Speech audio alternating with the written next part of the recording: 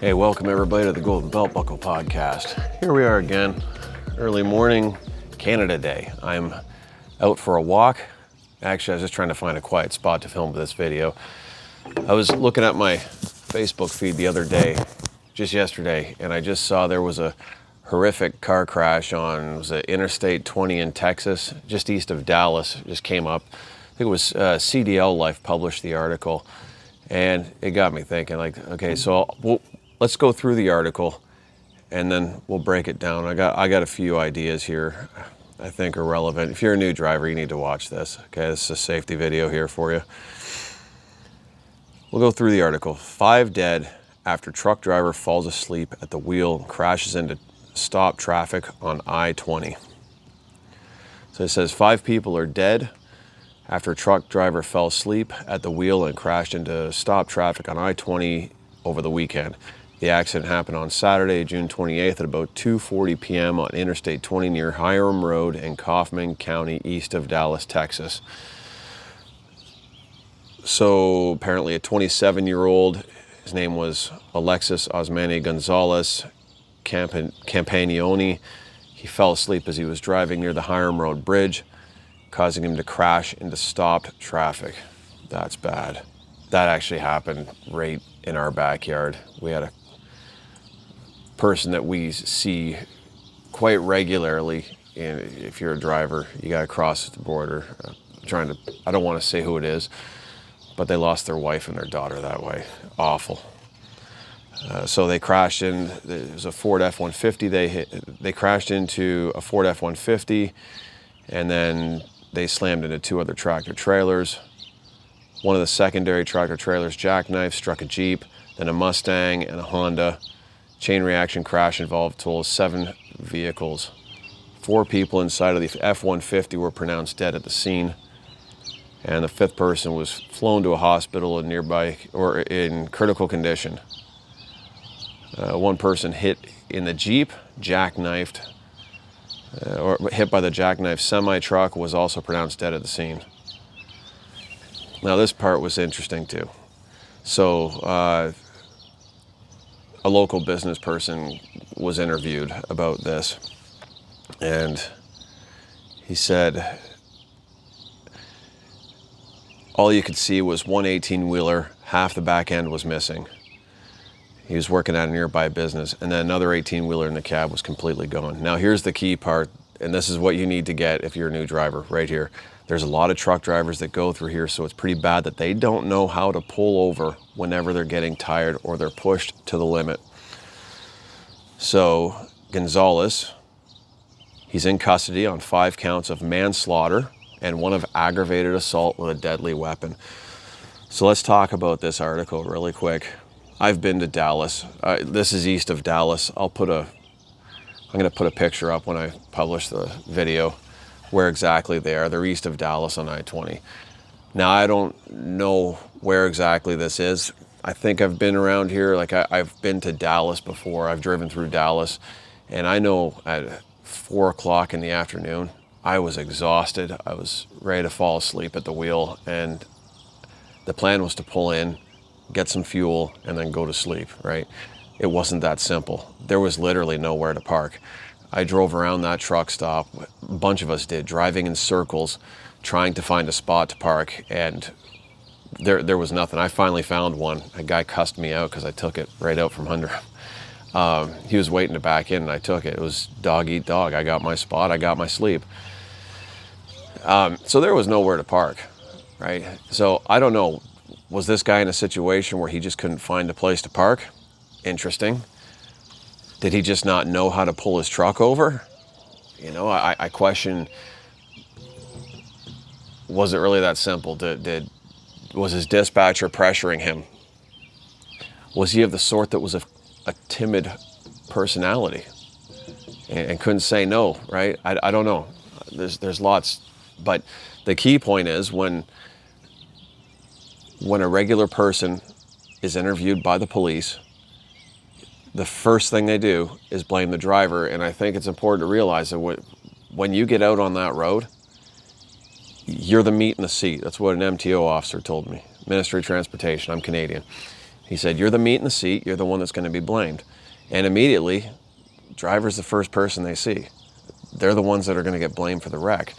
And the company, if they can, which they won't be able to, but if they can, they'll be happy to put the blame on you. So, unfortunately now you got 5 people dead. This guy's not going back. Probably not going to see his family for a while, if he has one. Maybe he's got little kids himself. They lose their father, and whoever else is in those vehicles, they lose whoever they are too, right? It didn't specify who the people were that were killed. So I see a story like this, it's a wake-up call. If you've been out here for a while, we've all been there. I remember driving at the Appalachian Mountains once. Very poor trip planning. Same thing with my trip to Dallas, right? I didn't have enough intelligence on the area. I should have asked some drivers who'd been there before. But I had to go to, I think I was going to Philadelphia. I had to drive down. I was exhausted. It was the middle of the night. I'm driving through the mountains. I can't find anywhere to pull that truck over. And I was falling asleep. I was getting to the point where I was becoming delirious. I didn't have a choice but to fall asleep.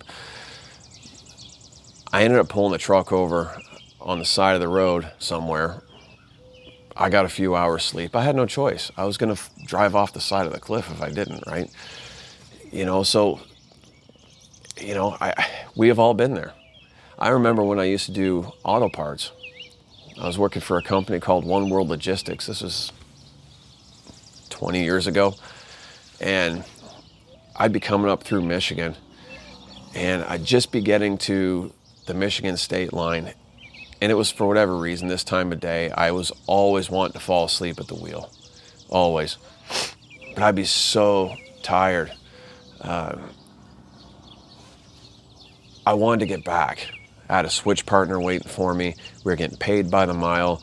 And back in those days, a lot of us tended to treat it like it was a race. Who could get their drop and hook done quick, right? Because we wanted to get back in like 9 hours, because the quicker you get back, the more you can say you got paid by the hour that day, right?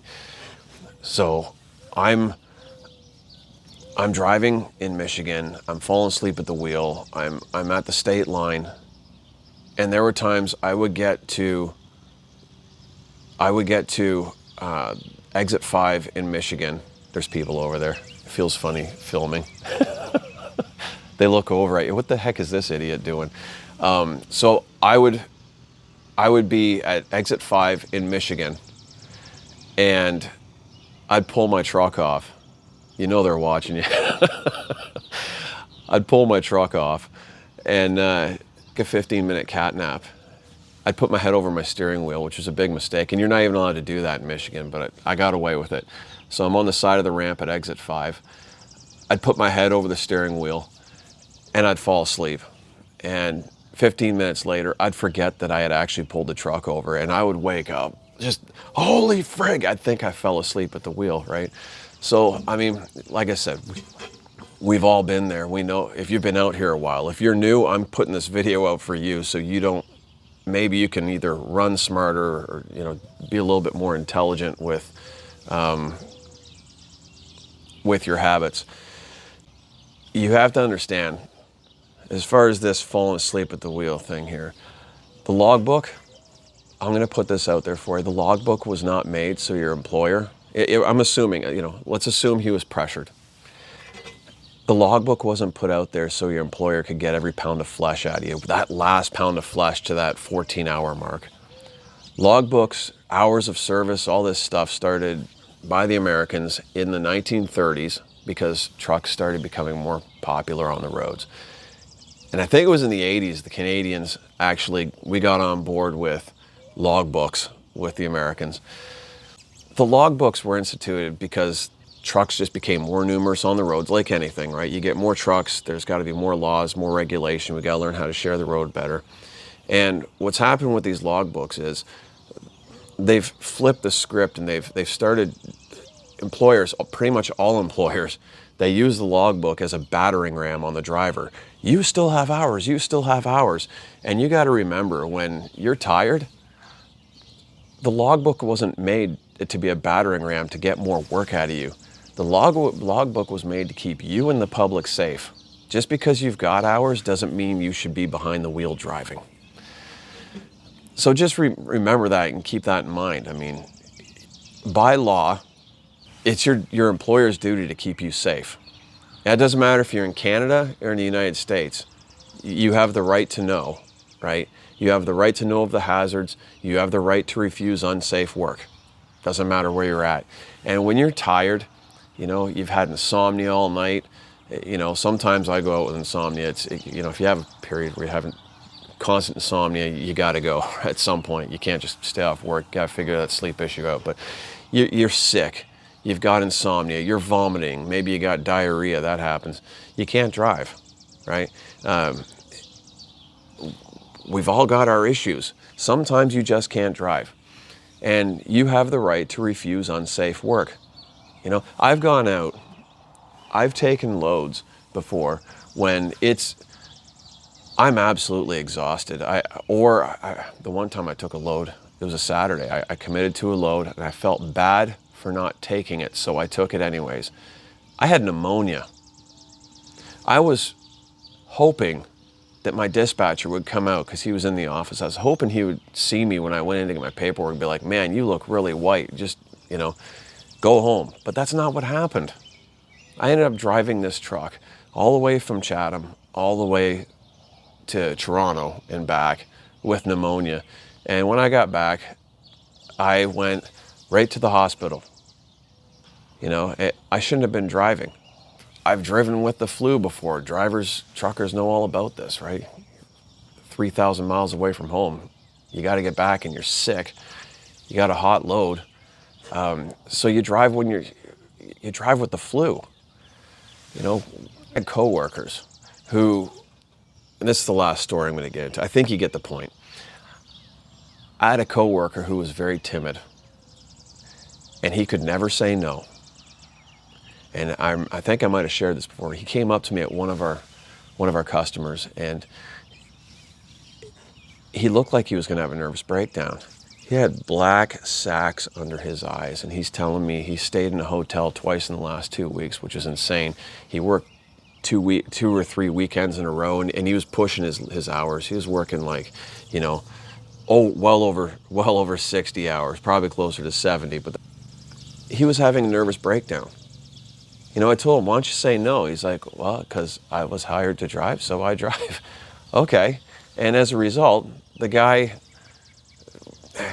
luckily he didn't kill anybody, but he's driving when he shouldn't be driving. He can't even focus. He couldn't even barely talk to me. He was having such a rough time. And you got to realize, this is the last point I'm going to make. When you drive, if you need the day off, you cannot be timid. If you're sick, if you're tired, if you've had insomnia, you have to tell your boss no. Don't do it timidly. Don't be nice about it. Don't be a jerk, but don't be nice about it. Just say, I will not be in. Had a rough day? Here, you pick your phone up. Hi, this is so-and-so. I couldn't sleep last night, or I've got the flu. I'm really tired. I will not be in today. I know it's an inconvenience to you. I understand it's an inconvenience. I will not be able to make it. I'm sorry. I know how you feel. I've been there. You're going to have to find someone else. That's how you call in. It's like my dispatcher said, when they need a load covered, they said, you don't ask the driver, you tell the driver. Well, likewise, when you need the day off, you don't ask dispatch, you tell them. You call them up and you tell them, because if you don't just tell them you won't be in, what's going to happen is this. Hi, I'm not feeling good. If you could just find someone else, that'd be great. They're going to nicely say to you, I'm sorry, but we can't. You're going to have to come in. And then you're going to come in and take the load when you shouldn't take it, putting yourself and everyone else at risk. So last thoughts about this story right here. I don't know what the circumstances are. I don't know why he plowed into those people. Obviously, he fell asleep at the wheel. But the key takeaway is this. You're the first person. You, as the meat in the seat, are going to be the first person blamed by the public. Dispatch, who probably wants you to do the load, they're not going to know who you are. If you're tired and you need to pull over somewhere quick. You know, I don't know, send them a message, tell them I'm tired. Should I proceed? You know, get everything in writing, cover your butt. You need to connect yourself to the company as much as you can, because if they can distance themselves from you after you killed all those people, they will. So I feel bad for everybody involved here. It's horrible. It's a horrible set of circumstances. So anyway, that's going to wrap it up. Cover your own ass. Cover your own ass. Anyway, keep the rubber side down. Stay safe out there, everybody. Take care.